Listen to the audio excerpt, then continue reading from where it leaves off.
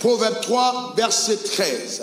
Heureux l'homme qui a trouvé la sagesse et qui possède l'intelligence. Car le gain qu'elle procure est préférable à celui de l'argent et le profit qu'on en tire vaut mieux que l'or.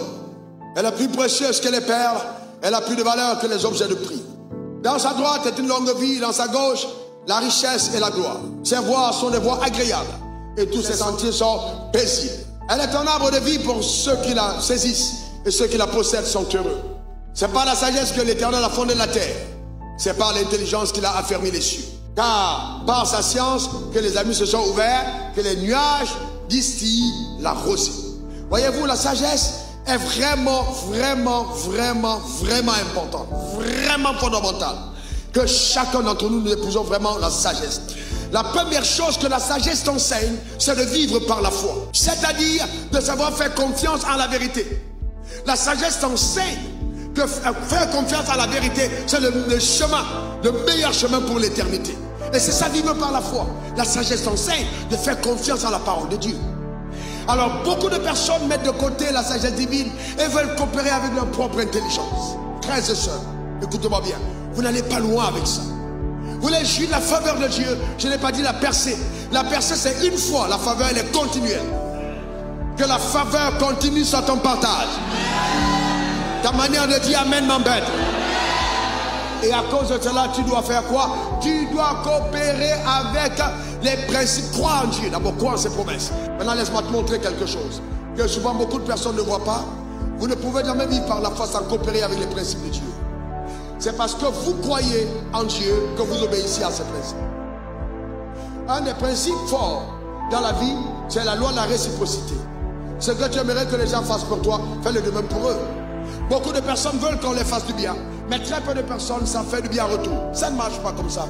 Vous devez apprendre à faire du bien. Ce que tu aimerais qu'on fasse pour toi, fais-le de même pour autrui. Tu n'es pas plus sage que tout le monde. Non, non, non, non, non, non, non, non. Non, il faut vivre une vie de pleine réciprocité. Est-ce que quelqu'un comprend ça? C'est important. Par exemple, la loi de la mesure. Dieu te mesure la mesure à laquelle tu t'es servi.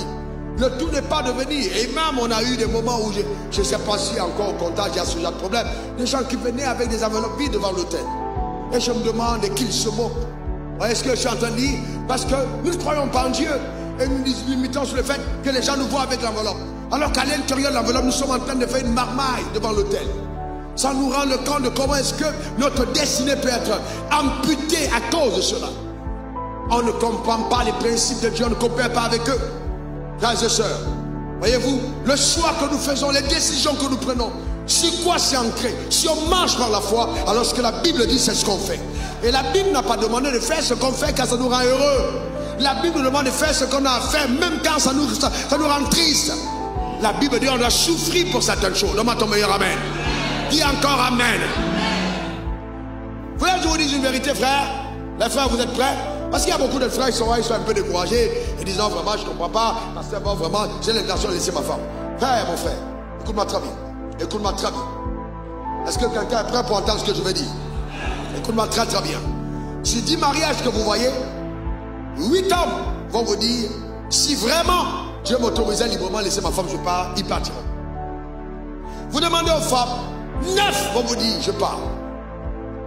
Donc ça veut dire qu'il y a très peu de cas où les personnes sont satisfaites à 100%. Et oui, mais qu'est-ce qui fait qu'on persévère? C'est l'amour de la vérité.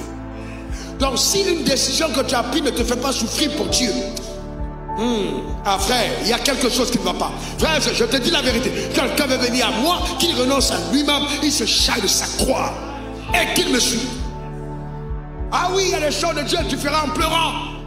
Cette génération veut toujours que Dieu nous donne le lait, alors qu'on sort de l'Égypte en mangeant l'agneau avec les herbes amères. Donc il y a un côté amer associé à l'agneau. Mais c'est ça qui fait que c'est tout.